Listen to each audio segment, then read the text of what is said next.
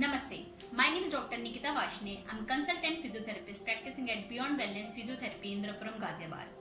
आज मैं आपसे टेनिस एल्बो के बारे में बात करने वाली हूँ। टेनिस एल्बो, इसको लेटरल एपिकॉन्डाइटिस भी कहा जाता है। इसमें बेसिकली पेशेंट के एल्बो के आउटर पार्ट में पेन होना शुरू हो जाता है।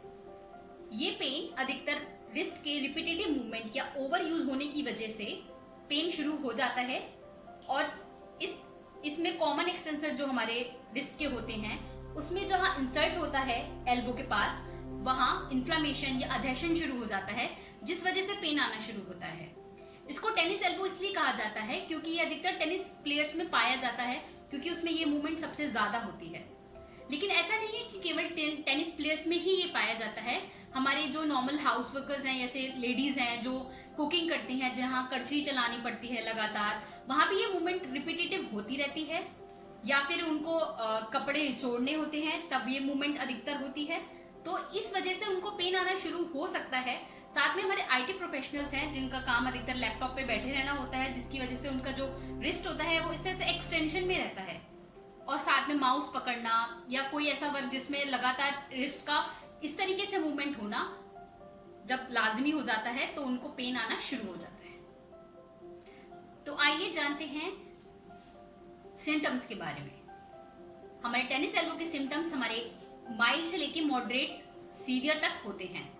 माइल्ड मतलब शुरुआती स्टेज, जहां पे पेन केवल इस एरिया में ही रहता है पेशेंट को, जिसमें हम अगर उसको हील ना होने दें या फिर मतलब कोई ट्रीटमेंट ना लें, वो हील ना हो और डैमेज होता चला जाए, तो वो मॉडरेट में कन्वर्ट हो जाता है।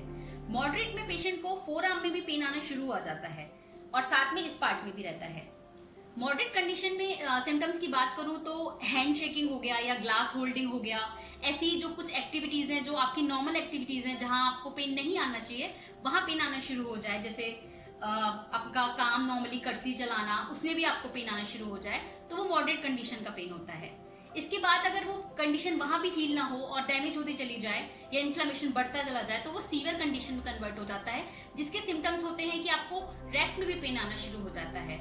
साथ में आपके जो काम है वो तो पेन आ ही रहे थे, साथ में आपको जो रेस्ट है, नाइट पेन हो गया, वहां पेन शुरू हो जाए, जहां पे फोर आर्म में पेन आना, रिस्ट में पेन आना या आउटर पार्ट में पेन आना। कभी कभी हमारे पेन रेडिएट होके ऊपर भी चला जाता है। ये जो पेन ऊपर जाता है ये सीवियर कंडीशंस में पाया जाता है। तो हम बात करते हैं कि आपको टेनिस एल्बो है या नहीं है, ये कंफर्म करने के लिए। जब हमारा स्टेज, जो सीवियर स्टेज मैंने जो बात की थी आपसे, उसमें पेन यहाँ तक रेडिएट हो जाता है, तो कई बार हम कंफ्यूज हो जाते हैं कि जो हमारा पेन है वो सर्वाइकल के C5-C6 रूट की वजह से आ रहा है या हमें टेनिस एल्बो की वजह से है। उसे कंफर्म करना भी बहुत जरूरी है। वैसे फिजियोथेरेपी में कई टेस्ट हैं जहाँ पे हम पता लगा सकते हैं कि टेनिस एल्बो है या नहीं है, बट मैं आपको होम ट्रीटमेंट मतलब घर के हिसाब से मैं आपको ऐसा टेस्ट बताती हूँ एक, जिससे आप पता लगा सकते हो कि आपको टेनिस एल्बो ही है या सर्वाइकल की वजह से पेन है।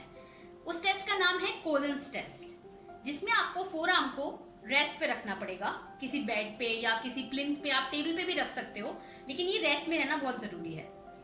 जब ये रेस्ट में रहेगा तो आपको अपने इस वाले हाथ से, जिस वाले हाथ में आपको दर्द महसूस हो रहा है, उसको ऊपर की तरफ खींचना है, मतलब रिस्ट से ऊपर की तरफ करना है, और अपने दूसरे हाथ से उसको रोकना है। जब आप इसको रोक रहे होंगे और इसको खींच रहे होंगे तो पेन महसूस होगा आपके सेम एल्बो के आउटर पार्ट पे।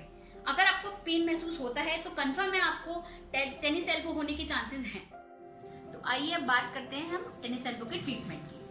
टेनिस एल्बो के ट्रीटमेंट में हम बेसिकली फिजियोथेरेपी ट्रीटमेंट सबसे बेस्ट मानते हैं, क्योंकि उसमें काफी ऐसे स्ट्रेचेज हैं, स्ट्रेंथनिंग है, जहां आपको इस मसल्स में काफी आराम मिलता है। इसके अलावा हम आइस पैक यूज कर सकते हैं, क्योंकि इन्फ्लामेशन है तो उसको कम करने के लिए, या स्वेलिंग है उसको कम करने के लिए आइस पैक बहुत मदद करता है। इसको 10 से 15 मिनट यूज कर सकते हैं दिन में 2 बार। और इसके अलावा फिजियोथेरेपी ट्रीटमेंट की बात करूं तो उसमें इलेक्ट्रोथेरेपी भी बहुत हेल्प करती है, जैसे यूएस हो गया, टेंस हो गया, हम वो भी रिकमेंड कर सकते हैं। फिलहाल मैं आपको घर के ट्रीटमेंट के लिए कुछ स्ट्रेचेज और स्ट्रेंथनिंग बताऊंगी एक्सरसाइज, उस पर आप ध्यान दीजिएगा। पहली हमारी एक्सरसाइज है जिसमें हम ऐसा डंबल, या घर पे अगर आपके पास कोई 1 लीटर की बॉटल हो उसको ऐसे पकड़ सकते हैं, होल्ड कर सकते हैं, और बेड के किनारे पे आके अपने इस वाले हाथ को रेस्ट में रखना है और सीधे रखना है। अपने इस इतने रिस्ट के पार्ट को बाहर निकाल सकते हैं। अब हम इसको बहुत स्लोली मूवमेंट करेंगे, इस तरीके से रिस्ट को उठाना। आप यहाँ से होल्ड भी कर सकते हैं। इसको 10 टाइम्स कर सकते हैं, 10 से 20 टाइम्स। बहुत स्लो मूवमेंट रखेंगे, बहुत तेज नहीं करना, बहुत हल्के हल्के करना है, क्योंकि हमारे यहाँ पे पेन है और हमें एक्सटेंसर की एक्सरसाइज करनी है। ठीक है, तो हम बढ़ते हैं अगली एक्सरसाइज की तरफ। इसमें हम एक बॉल, जैसे घर पे स्पॉन्ज बॉल होती है या फिर स्माइली बॉल है, आप उसका इस्तेमाल भी कर सकते हैं। इस तरह से बॉल को हम अपने हाथ में होल्ड करेंगे, जिस हाथ में हमारे पेन है, और उसको इस तरीके से प्रेस करेंगे।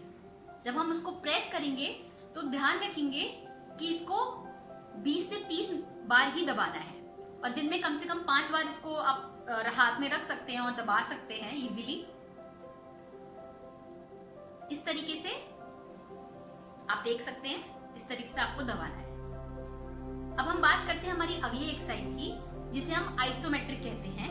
इसमें आपको अपना हाथ बेड पे ही रख सकते हैं, बाहर निकालने की जरूरत नहीं है, क्योंकि इसमें एक ऐसा मूवमेंट होगा जहां आपको कोई मूवमेंट करनी नहीं है, बस आपको हल्का सा रिस्ट को उठाने की कोशिश करनी है और दूसरे हाथ से उसको रोकने की कोशिश करनी है, न उसको जाने देना है। दोनों के हाथ से बराबर पावर लगनी है। इस एक्सरसाइज में आपको होल्ड रखना है 10 सेकंड का।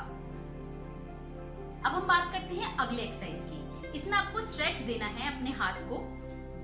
अगर आपको ज्यादा पेन नहीं है तो आप इस वाले हाथ को इस तरीके से हवा में भी रख सकते हैं, और देखिए आप साइड से भी देख सकते हैं, मैंने इस तरह से अपने रिस्ट को नीचे कर लिया है और दूसरे हाथ की मदद से इसको प्रेस कर रही हूँ। हमारे इस वाले पार्ट में ज्यादा पेन है तो हमें इस वाली मसल को स्ट्रेच करना है, खींचना है एक तरीके से। तो हम इसको बहुत ही जेंटल अंदर से पुश करेंगे।